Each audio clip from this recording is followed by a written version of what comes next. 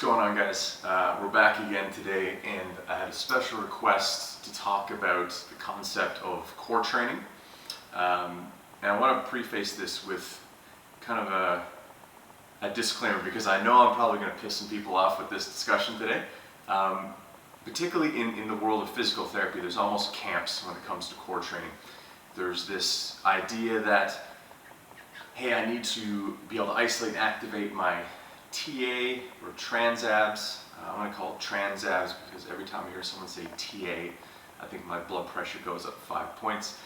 And from that, you can probably guess which camp I'm in, which is more of a philosophy based around the research of guys like Stuart McGill, which is that, hey, our body, if we're trying to do something athletic, it needs to create stiffness.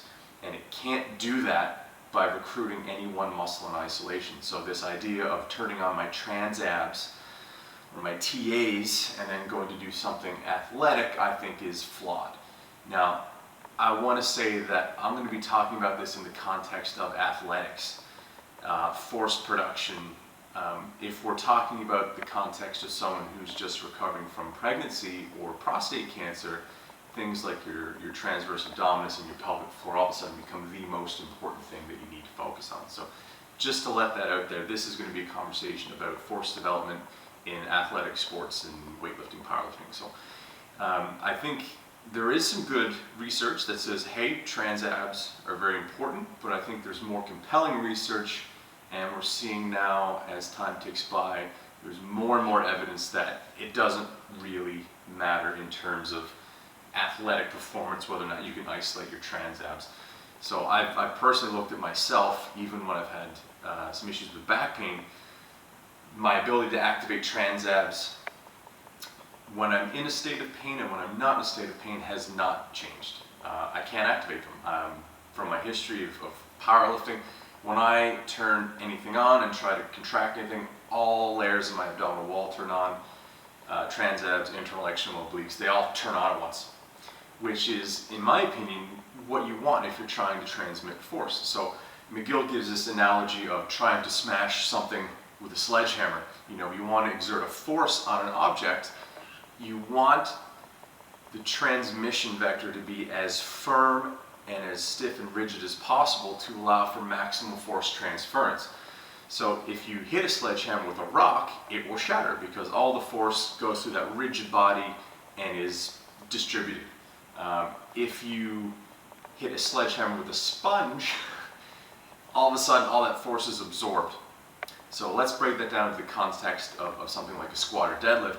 You've got a load through your scapula, be it with a barbell on your back in a squat or hanging from the scapula and arms in a deadlift. You're trying to exert a force on that weight. Now you have to do that through your legs, and between that load in your legs is your core. So if that core is not maximally stiff, you're going to lose and leak energy, and you're more likely going to be crumble, and less energy is going to make it to actually transferring force to and through to that external load. So that being said, you know, I'm of the opinion that it's infinitely more important for an athlete to be more aware of where their pelvis and lumbar spine is in space versus their ability to turn on your trans abs. So by that I mean this concept of neutral spine, which hopefully everyone's familiar with now. I mean, you obviously don't want to be rigidly extended through the lower back, but you don't want to be rounded. You want that nice middle position where the spine is going to be its happiest. You know, too much flexion, we risk discogenic injuries. Too much extension, we risk facet injuries. So the spine's happiest when it's in that mid-range neutral position. And this is supported by a lot of the musculature research as well. So we know that a lot of the musculature around the core is designed not to create and generate movement, but more to stabilize, particularly around the lumbar spine. You know, obviously that changes in the neck, a little more mobility, but when it comes to lumbar spine, stiffness seems to be what we want, or at least we want the ability to create stiffness when it's necessary for athletic movement. So it's all right to be able to bend and move, don't get me wrong, and this is something that McGill gets pigeonholed with as well a lot of the time, is that, oh, he wants to make everyone stiff.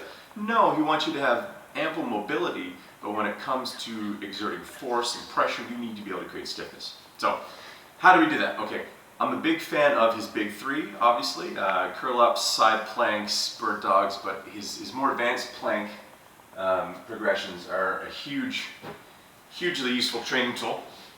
Stir the pot for one. So again, first thing we want to do is start the movement in a good position. So Kelly Stark talks about, don't enter this movement tunnel in a bad position, because once you're under load, you can't change position. So what I want to do is organize my spine first. So I'm going to find neutral, which basically means some abdominal tension. So my back should be in a relatively flat position. To stir the pot, and we're just going to make circles. Now, not that complicated, but extremely effective. Now I can go figure eights, I can go circles, and it's all going to hit that entire abdominal wall. Now I'm not really isolating anything here.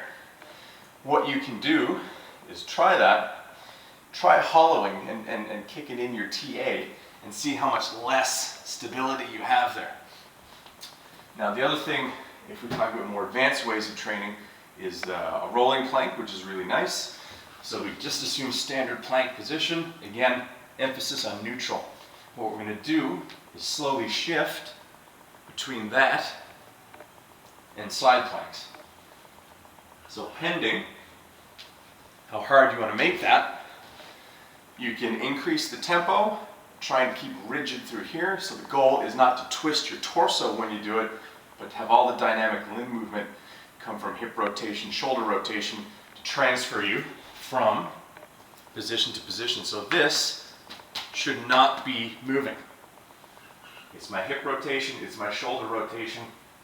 It's taking me from position to position. So the most important thing, I think, is going to be, where is my pelvis in space? Can I control that as an athlete?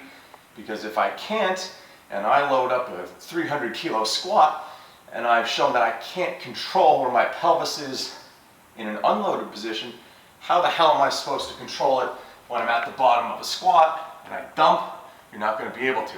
So, another very important concept we need to discuss when it comes to core training is something that Greg Cook has mentioned in some of his research and some of his work and discussions, is that we can do wonderful things for turning on a muscle like transverse abdominis in supine or in side lying, but it doesn't necessarily carry over to standing or split stance and things like that. So our core training, depending on our goals, needs to be specific. So if you're a lifter, you're probably going to want to do a lot of core training in standing, because a lot of these activities in supine may not carry over to your standing lifts.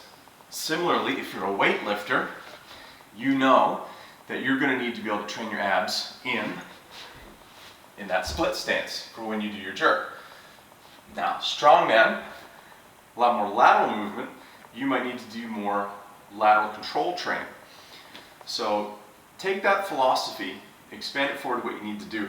There's dozens and dozens and dozens of exercises out there you can look at. As long as the principle is maintaining stability through here and stiffness through here, and adding the challenge through dynamic limb movements. Again, anything that has you actively twist or rotate is not going to be a good exercise for the lumbar spine unless it's only about the hips and shoulders. So there you go. I hope that helps. I hope that gives you some ideas.